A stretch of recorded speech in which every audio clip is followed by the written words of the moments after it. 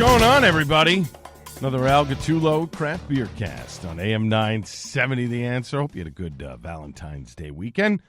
Did you do anything on Valentine's Day? Did you take your significant other out, do the whole, Valentine's thing? My wife and I don't really celebrate Valentine's Day, and for the simple reason is this. The date that we met and our wedding anniversary are 3 days apart at the end of this month. So we don't really feel the need to celebrate Valentine's Day when we have these two other days that mean a lot more to us. And to be honest, let's face it, Valentine's Day is a manufactured holiday for you to go out and spend money on cards and chocolate and, dinners and all this other stuff. It's okay. You don't have to do that. I mean, if you did, that's great. The funny part is next year's Super Bowl falls on Valentine's Day. That's going to be the interesting one. How many people are going to be like, honey, we can't go out. Got to watch the game. Yeah, we'll see. Anyway, coming up in 20 minutes, John Holl, the beer writer, author, podcaster from All About Beer, Steal This Beer, and more, will join me on the program from Haileys Pub in Metchuen, New Jersey. We got together there to have an in-depth conversation about a lot of different things going on in the beer world, and I love John. To me, he's the arbiter of all that is beer. He keeps craft beer alive through his writing, through his advocacy, all kinds of stuff. And so we'll talk to John. There's a lot of things. GABF going outdoors. Are beer festivals even a thing anymore? I know he talked with the guys from Breakside Brewing on the Bear Poop beer, so we're going to get into all of it in just about 20 minutes from now. Now, speaking of big things about beer, the American Craft Beer Hall of Fame announcing the details for its 2026 induction ceremony, celebrating the individuals whose vision, leadership, and dedication have helped shape the modern American craft beer industry. The ceremony takes place on Saturday, February 28th at 3 p.m. Eastern, 12 p.m. Pacific. It'll be live streamed globally through Craft Beer Professionals. In addition to the live stream, craft beer fans and industry professionals will be able to gather at live watch parties hosted by some of the country's most respected breweries, I should say. Dogfish Head at Rehoboth Beach in Delaware is going to host one. Round Trip Brewing in East Cobb, Atlanta, Georgia. Breakside Brewing in Portland, Oregon. And Hailstorm Brewing in Tinley Park, Illinois. The 2026 class reflects the extraordinary breadth of talent, innovation, and advocacy that has defined American craft beer since its inception. This year's nominees for induction include some of the most respected and well-regarded figures in the industry's history. They include Charlie Bamforth, Larry Bell, Sam Calagione, Ray Daniels, Terry Ferendorf, Kim Jordan, Garrett Oliver, Pete Slosberg, Mitch Steele, and Carol Stout.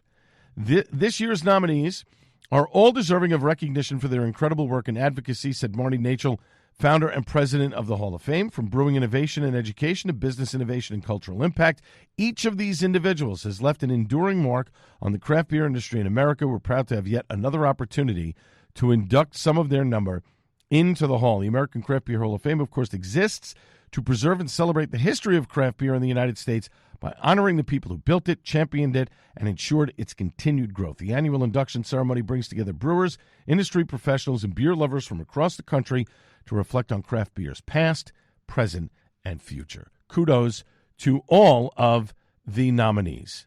That's good stuff. Colorado Pint Day and the Colorado Brewers Guild, which, of course, is the nonprofit trade organization for independent craft breweries in the state of craft beer, announces the return of Colorado Pint Day. That's going to be taking place on Wednesday, April 29th.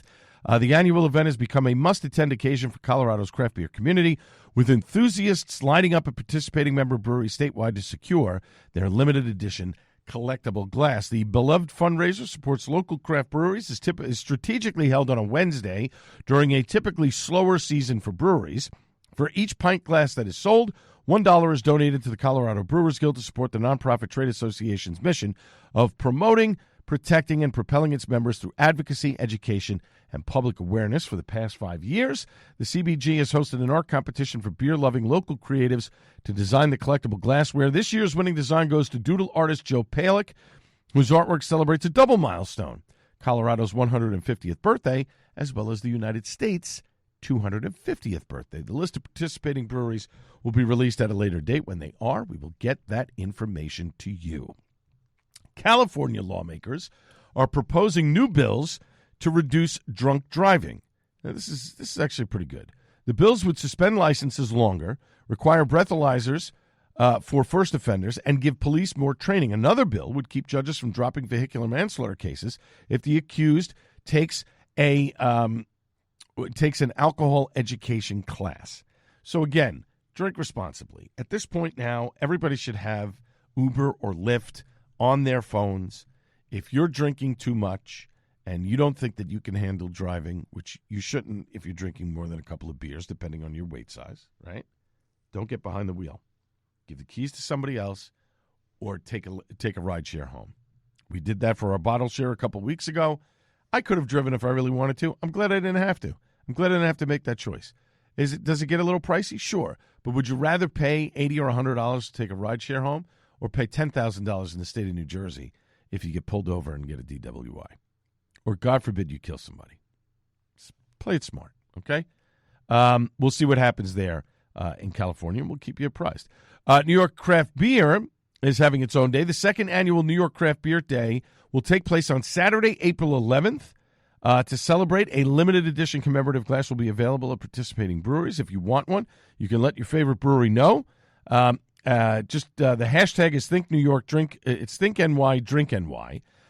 For a brewery sign-up form, if you're a brewery in New York State, just contact marketing at newyorkcraftbeer.com. That's marketing at newyorkcraftbeer.com. Of course, we mentioned this a couple of weeks ago, but just want to make it clear. Big Brew Beer Fest. It was supposed to return to the Morristown Armory on Saturday, March 7th. For its 15th anniversary, has been canceled now. If you purchase tickets already, they will be refunded to you at the point of purchase. Said that event is not going to be taking place. I'm a little disappointed about that. I love Allison, and I love the events that she does. She really does a great job. But, again, like we talked about last week, beer festivals are definitely declining in the state of New Jersey. We'll talk about that with John Holl coming up in a little bit. Tampa Bay Beer Week is taking place starting Saturday, March 7th, over at Cigar City. They're going to have a double collab beer release, Quadruple Entendre, a French Pilsner collab with Green Bench Brewing, Barry House Beer Company, and Hercules, and also Metempsychosis, a double IPA collab with Sky Puppy Brewing, Magnanimous Brewing. On Monday, March the 9th, Loco Cuisine and a Cigar City beer dinner. They're going to have a cocktail night on the 10th, a blend your own Hunapu on Wednesday, March 11th, which is kind of cool. Craft your perfect Hunapu growler with 8 Hunapu variants to choose from. Every bottle is truly a one-of-one. That's a ticketed event. On Thursday the 12th, it's a barrel-aged collab release, Ybor City Yacht Club. It's a blend of apple brandy barrel-aged barley wine and maple bourbon barrel-aged stout with coconut, vanilla, and nutmeg. That's a collab with Oology Brewing. And then, of course, on March the 13th, it's Hunapu's Day. They're celebrating the legend all day long. Festivities kick off at 11 a.m. It goes all day. No ticket required. More details coming soon. They haven't really firmed this up yet, so it's not going to be one of these things where they had it like at Raymond James Stadium. It's going to be at Cigar City itself. And then Saturday, the 14th, a recovery mode brunch.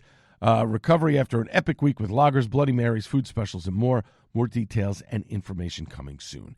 And then finally, our good friends at Victory Brewing, toasting the nation's milestone birthday with a limited edition ale. The Semi-Quin Centennial Beer is a collaboration between the Downingtown Brewery and Visit Philadelphia, who also worked with Victory on their Summer Love Golden Ale, which is a great golden ale. Called Philly First, the new brew is available at Victory Tap Room starting today, Sunday, February 15th. Of course, by the time you're listening to this, the tap rooms are closed. It'll expand to regional bars 2 weeks after the debut, and it'll be available in 16-ounce cans at local distributors and beer boutiques. Victory describes the 4.8% ABV beer as crisp and easy drinking, with light hops and hints of tropical fruit.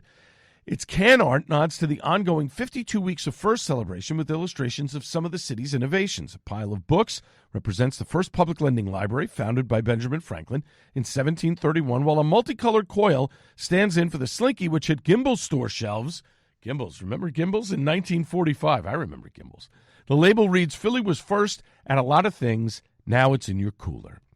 The Philly First release Coincides, of course, with Victory's own anniversary. Founders Bill Kowalski and Ron Barchett opened the brewery's first location in an old Pepperidge Farm factory in Downingtown way back in 1996. It has since expanded with additional tap rooms in Logan Square, Parksburg, and Kenneth Square. Kudos to Victory. That's really cool. The beer is out now at the tap rooms, and then it'll be in regional bars 2 weeks from now, and then it'll be available in 16-ounce cans at local distributors and beer boutiques. That's pretty awesome. When we come back after a short break, more news and notes from around the beer world, including a beer that Lagunitas is doing with Iron Maiden, some maybe bad news for New York State and beer and taxes. Not a good situation. I'll explain why next on the Al Gattullo Craft Beer Cast on AM 970 The Answer.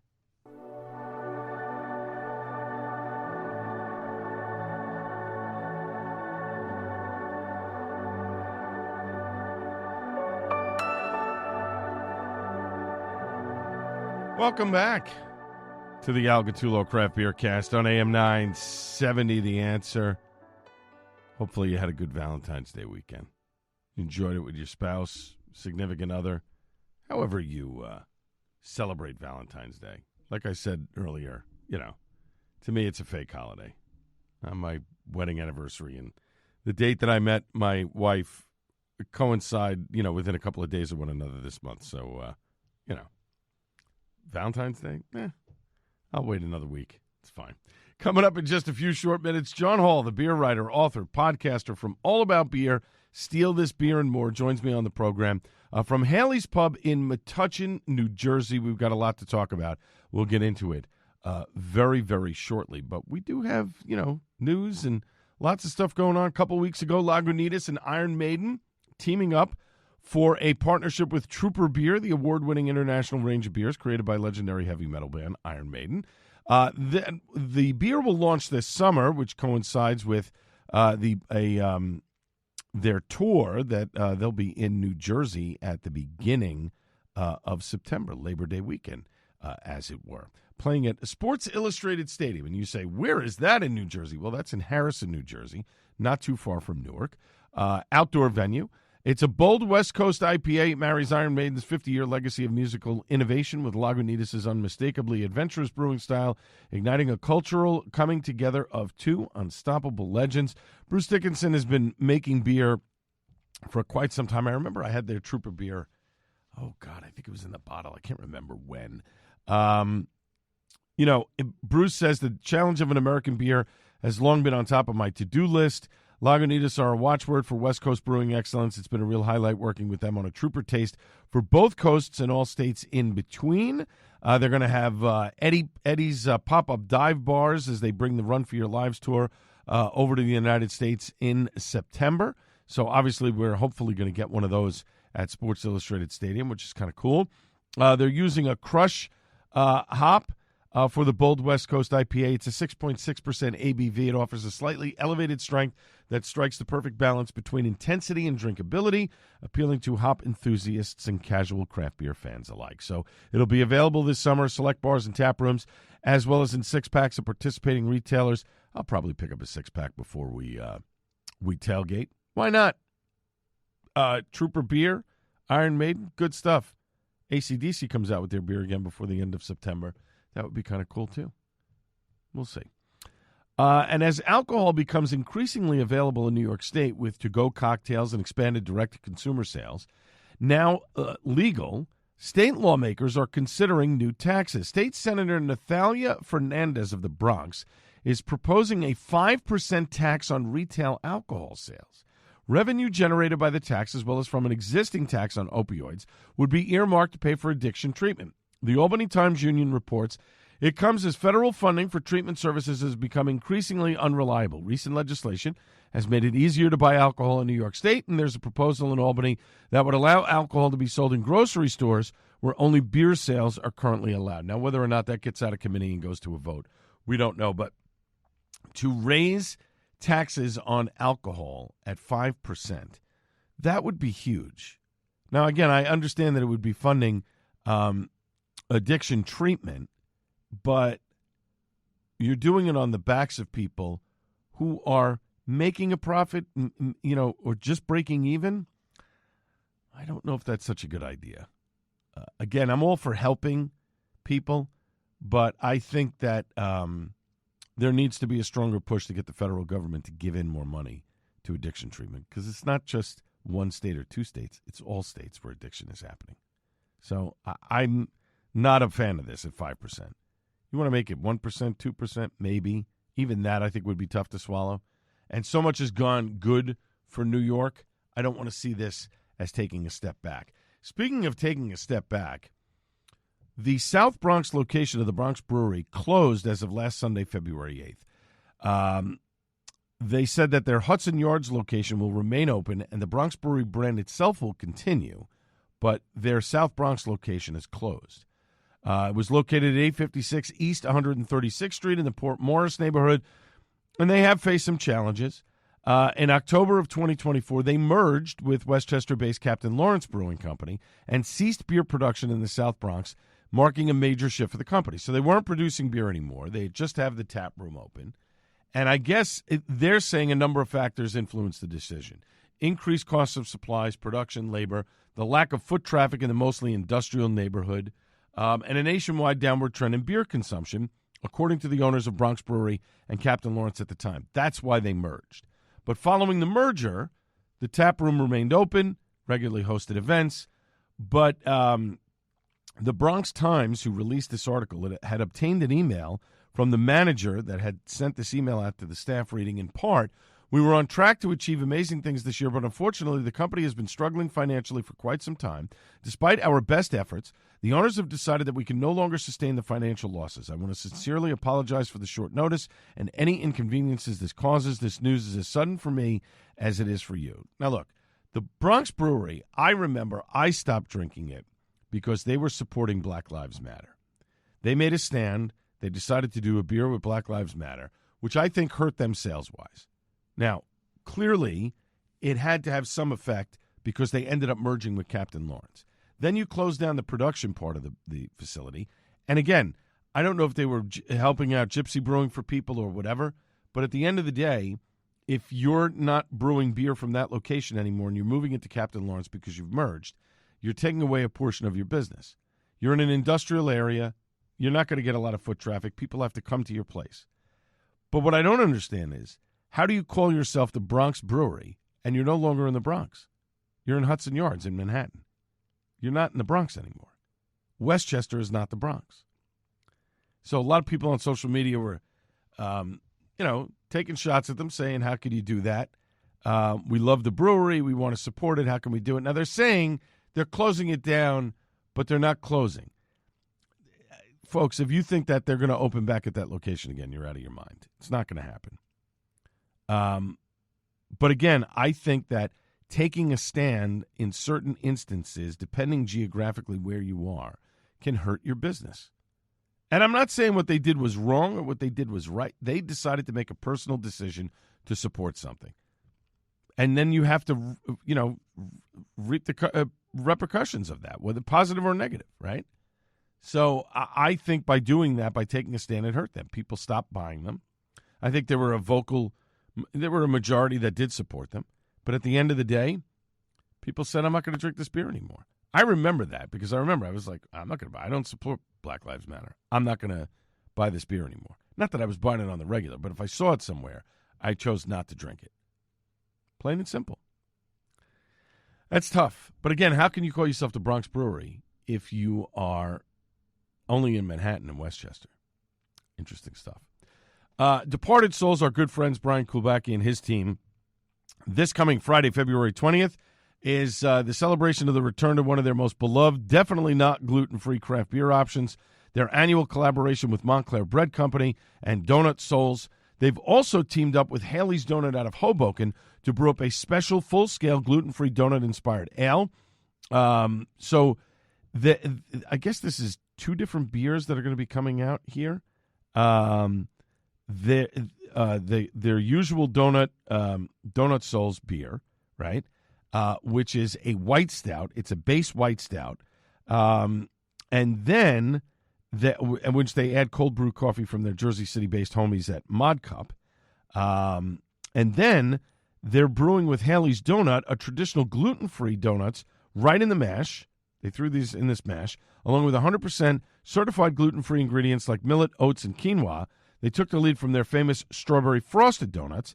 So it's fermented with fruity, hazy IPA yeast. They condition the beer in hundreds of pounds of fresh strawberries and vanilla, plus milk sugar for added confectionery sweetness and body for a midwinter's dream of a gluten-free beer. Both options will be available at the tasting room at 150 Bay Street starting Friday the 20th at 2 p.m., and they will be having their annual beer breakfast at the Cloverleaf Tavern the next day, where you can pair up the beers with donuts and all kinds of other fun stuff. Obviously, the Cloverleaf will be serving breakfast options as well. Really cool stuff. Kudos to Brian and his team over at Departed Souls. Always a good thing. When we come back after a short break, John Holl, the beer writer, author, podcaster from All About Beer and Steal This Beer, and much more, will join me on the program for the next two segments from Haileys Pub in Metuchen, New Jersey. This is the Algatulo Craft Beer Cast on AM 970 The Answer. Welcome back to the Algatulo Craft Beer Cast on AM 970 The Answer. You know all the places you can follow me at on social media, but I don't do the TikTok thing. That's not my bag. But you can listen to this program on iHeartRadio, on Amazon. We're Alexa ready. You just say AG Craft Beer Cast. It'll pop up. We're on Odyssey, iHeart, as I mentioned, as well as the Hopped Up Network, hoppedupnetwork.com. Right after the show, about 5 minutes after the show ends on the radio, go over to the Hopped Up Network. You can download and listen to the podcast version of the show anytime you want. The best part is no ads, so you can listen right through, which is great. My next guest, author, podcast host, editor of All About Beer, and so much more. For more info on both, he is the host of Steal This Beer at stealthisbeer.com with Augie Carton, and he is the chief editor of allaboutbeer.com and has really revitalized that website. Great insights into the beer industry, whether it's just its news and press releases to learning about ingredients of beer, travels on beer, all kinds of stuff. Let me welcome back to the Craft Beer Cast on AM 970 The Answer, coming to you from Haileys Pub in Metuchen, New Jersey, John Holl. John, nice to see you again, my friend. How are you? Al, it's nice to see you. It's good to be here. What a time to be alive that we can be two guys sitting in a bar getting paid to talk about beer. I love it. This is, there's a lot of crazy things happening in the world right now. This is like one of the rare bright spots. Exactly. Well, I wanted to start with a beer that was released on Super Bowl Sunday. You did a piece on it. It's a collaboration between Breakside Brewery and Columbia Sportswear. It's named Nature Calls, and it's made with bear poop. Now, you talked with founder and head brewer Ben Edmonds. Is there actually bear poop in this beer? So the way that Ben explained it to me was, that's what the marketing folks are saying, and that's their story, and they're sticking to it. Obviously, the health department would have something to say, if you had a bear taking a dump in your fermenters or something. So what we sort of teased out is if you're getting your water from a reservoir or from a lake or something, at some point or another, a bear has pooped in the river, and like, honestly, who among us hasn't? Mm-hmm. So, it's like fish and everything else like that. So that's sort of what he alluded to, that Columbia was like, oh, there's been bears in this river before, and we collected some water from this river, so it's a safe assumption. It was great marketing. It got people going.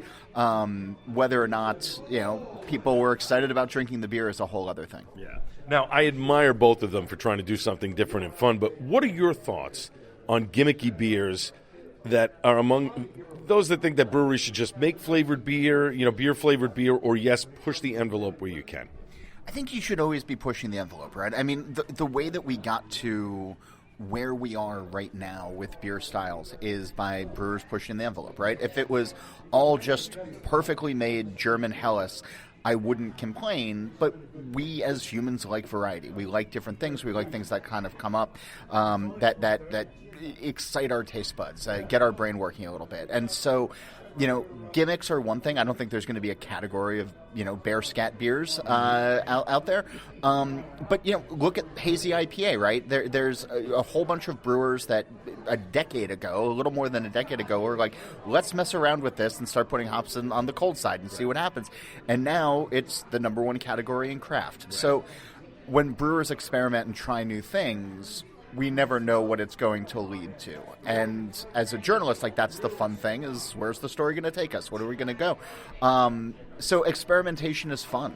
And, but as long as it's executed well. Right. You know, I think there's a lot of brewers that might try a one-off thing, and then, you know, it doesn't work out, and maybe it doesn't taste all that great, and so maybe it should just get dumped and not served until you perfect it. That's a whole other can of worms to open. Now, you wrote a piece a few weeks back on All About beer and video games. We all, if you're of a certain age, remember Tapper, but this company that you talked to is doing something slightly different with Pabst Blue Ribbon called Perfect Pour. How did the creator start this whole project, and how did he get connected with Pabst Blue Ribbon? Yeah, so it's a cool thing. You know, beer and video games obviously go back a long way. You mentioned Tapper. There's also an old parlor game, arcade game called Ice Cold Beer, yes, where you have to get the metal ball up into the right hole. And there's a few places that you can find it. If you're near Metchuen, Yestercades has one. There's one in the basement of Brickstore Pub down in Decatur, Georgia. So this guy was at his local bar, and he saw his bartender filling multiple pints all at once. He was like, boy, that could be a fun game of, you know, a game of skill. And he was a video game designer, and so he kind of put together a beta game and tried to figure it out and did some woodworking and built some cabinets and started reaching out. It's a customizable game. So his original idea, it's DSM Arcade is the name of it. The original idea was you could change the graphics for, you know, Haileys or for Carton Brewing or for whatever.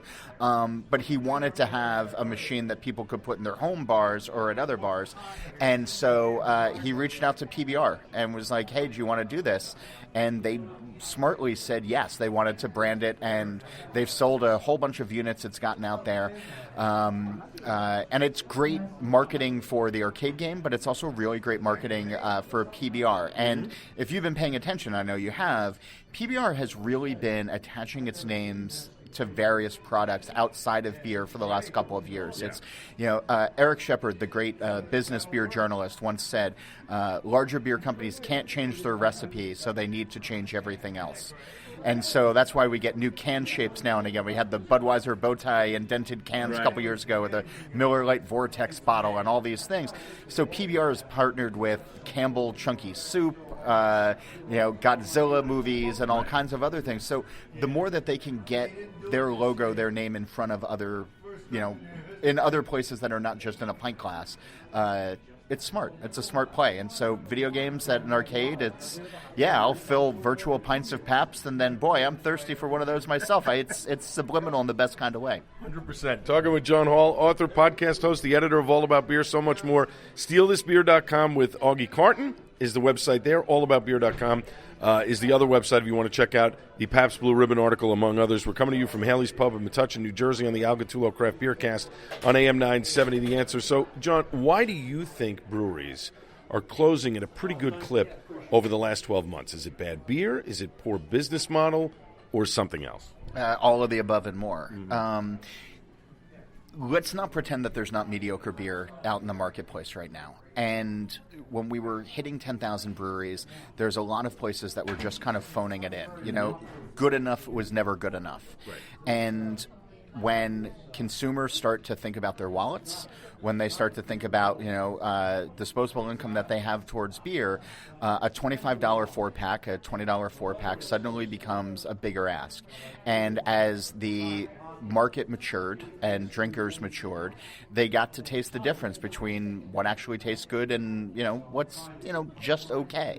You know, and, you know, here we are in Jersey, right? Like, if you have a pizzeria that's not firing on all cylinders, you're out of business, right? Like, good enough is not good enough. And so that's part of it, right? So people are spending their money where they want to spend their money for a quality product.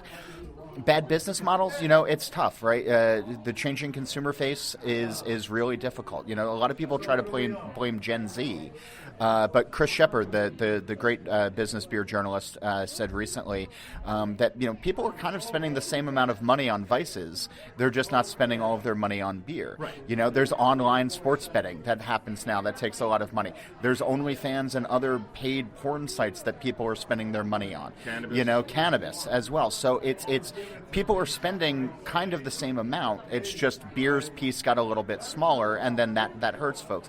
And then obviously we're seeing a lot of places raise their rent if they haven't bought their building. Coming out of a couple years of COVID, a lot of landlords are trying to recoup some losses, and I've seen some places where they're raising rent 200%, 300%, 400%, and places just can't keep up with that. The other part of it, and quickly on the business side of things, is we saw a great deal of breweries open up in 2014, 15, and 16. And we're hitting that 10-year mark. And for a lot of folks, that's a decent milestone to run a small business. Restaurants, if you make it 10 years, is a great thing. These don't have to be legacy businesses like we were promised. And a lot of people are who especially got into it as a second career back then, cashed in their 401ks, cashed in their retirement to put stuff down. They're now ready to retire for real. And people necessarily don't want to take over these businesses or buy these businesses, and so breweries are reaching a natural closing point as well. So we're seeing a lot of it, and then obviously there's some brewers that are getting hit by the Trump tariffs. We're seeing that where their ingredients costs are going up, their equipment costs are going up solely based on the tariffs, and that's hurting them as well. And they're choosing to say we just can't pass that on to our customer. In the way that it's been passed on to us, so we're going to close. And so it's 1,000 paper cuts right now. It's not easy to be a brewer, so my heart's out to them. Yep. Last question here before we have to take a break. I got about 60 seconds. In your opinion, what's one thing that the brewery industry is doing, a good thing that the brewery industry is doing to help their businesses move forward?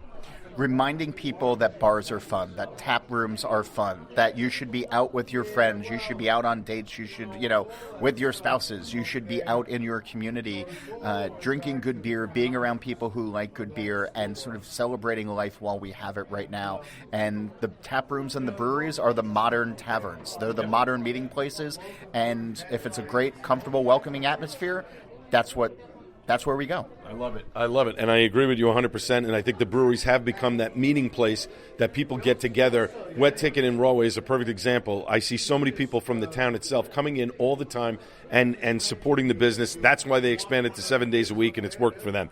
We're talking with John Holl, author, podcast host, editor of All About Beer, and so much more. We're coming to you from Haileys Pub in Metchuen, New Jersey. We're going to take a quick break. We'll be right back.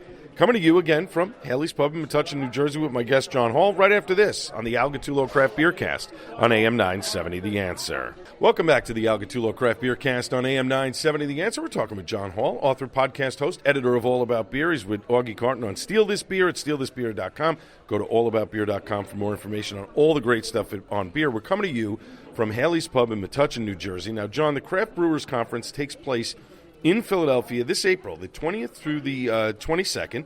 Are you going to be attending? And if so, what do you hope to get out of it? Yeah, it's cool that it's back in Philly. I want to say the last time it was there was maybe 16, 17, maybe even 15. Mm-hmm. It's been a long time. It's nice to have it back on the East Coast. Philly's got such a great beer scene, and I know the brewers there are excited to show off to the rest of the country and the world what's happening there. Yeah, we're going to be there. All About Beer does a suite of podcasts, and we're going to be at Human Robot for 3 days, the 20th, 21st, and 22nd, doing some podcasts in front of folks and doing some fun events. We're still sort of getting the plans together. The Brewers Association, which runs the event, kind of changed the format this year. They lopped off a day at the end. Mm-hmm. It was supposed to end on the 23rd. It's now ending on the 22nd. Right. So I think a lot of people are still kind of scrambling, figuring out what they're going to do. In that last segment, we were talking about budgets. We were talking about, uncertainty in the industry.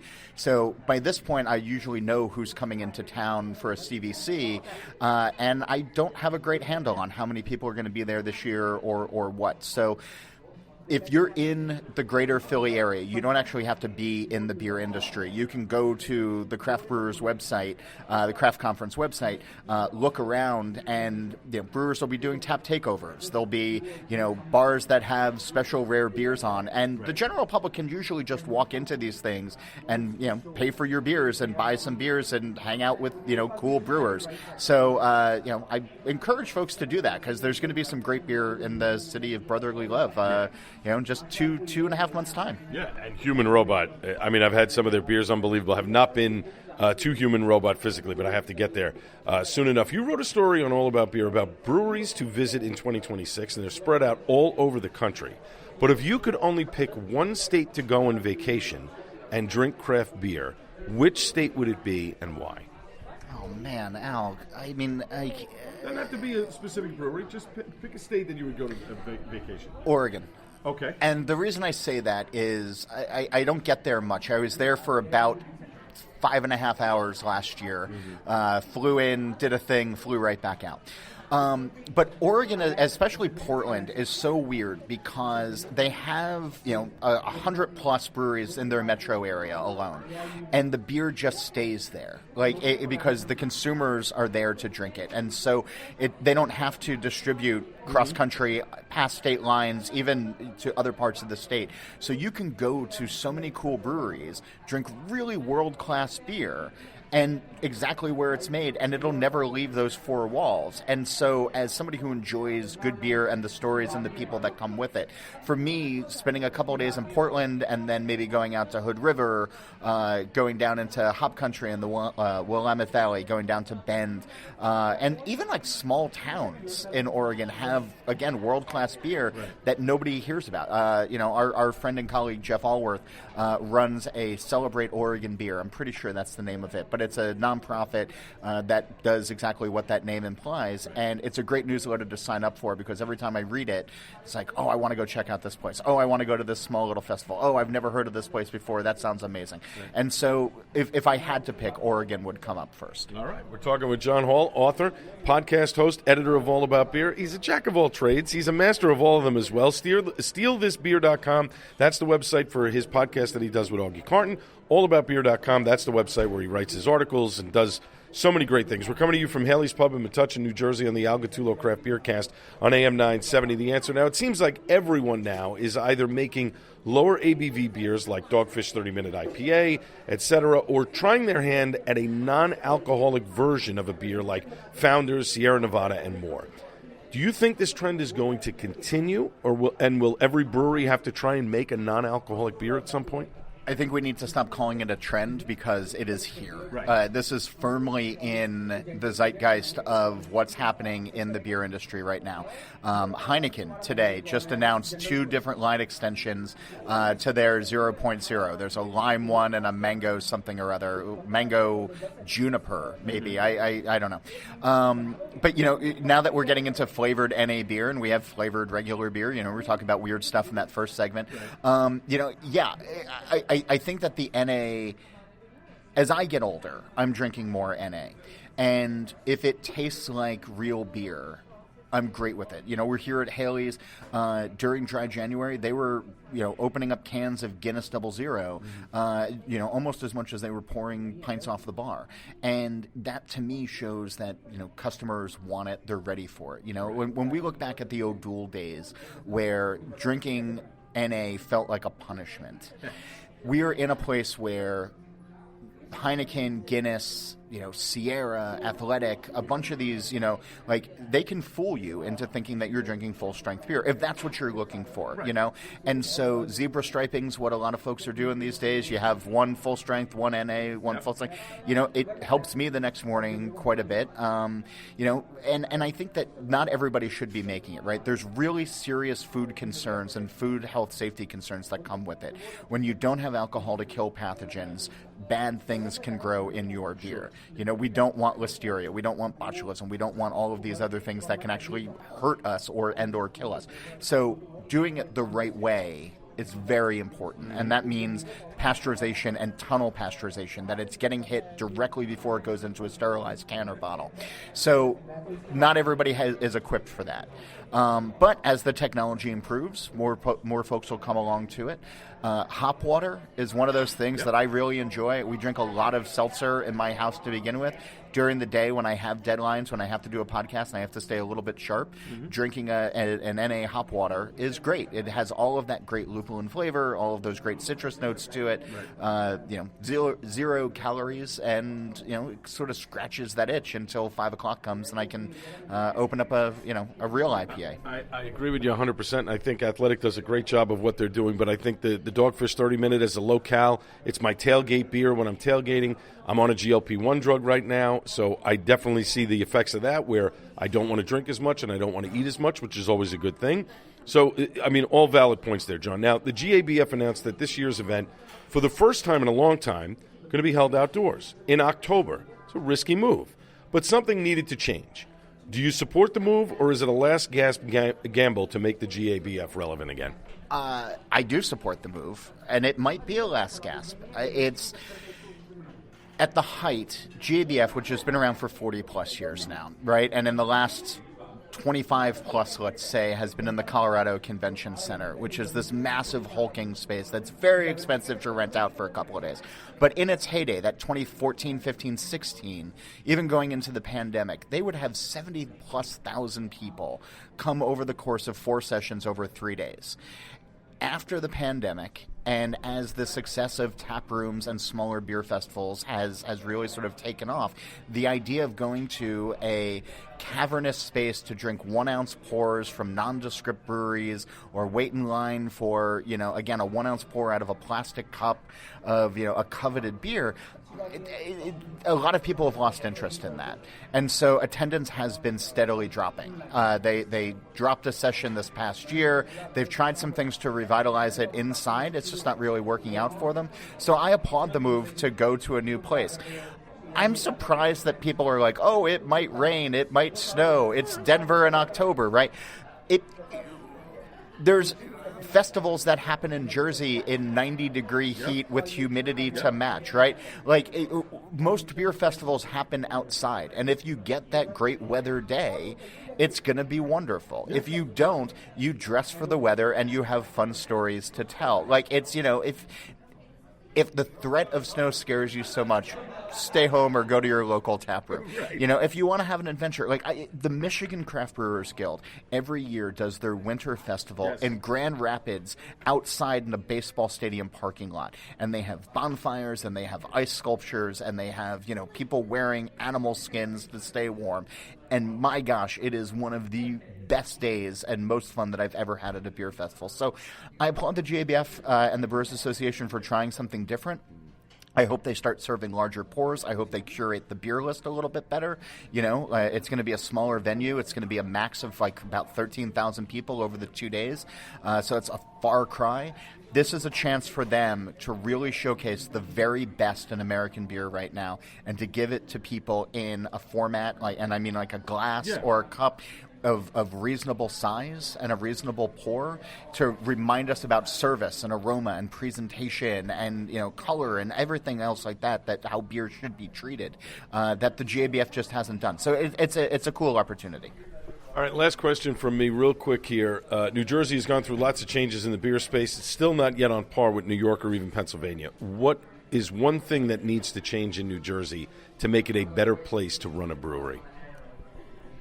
I think the politicians need to really understand what small brewers are doing and want to accomplish in terms of business, in terms of community, in terms of just being good stewards of our state. They are manufacturers, they are Jersey fresh, they are all of the things that we are supposed to have pride in when it comes to the Garden State. We are growing things here, we are making things in these breweries, and the politicians, quite frankly, need to get their heads out of their, where the bear scat comes from, and really just step up and do right by the brewers. Listen to what the Jersey Brewers Guild is talking about these days, what their initiatives are, try to put the special interests aside, and really focus on these, what are really mom-and-pop shops that are the backbone of a very cool industry. Perfectly said. My guest has been John Holl, author, podcast host. Go to All About Beer. Go to allaboutbeer.com or stealthisbeer.com as well. John, thanks so much for joining me tonight here at Haileys Pub. Always appreciate your insights. Continued success, my friend. Thanks, pal. Good seeing you. You got it. My thanks to everybody who assists me on this program. Thanks to John Holl for being my guest on the program. And, of course, last but not least, the great Buddy Watson, or Councilman Bud Watson. I'll be back Monday morning at 6 a.m. on the Joe Piscopo Show. This has been the Al Gattullo Craft Beer Cast on AM 970 The Answer. Cheers, everybody.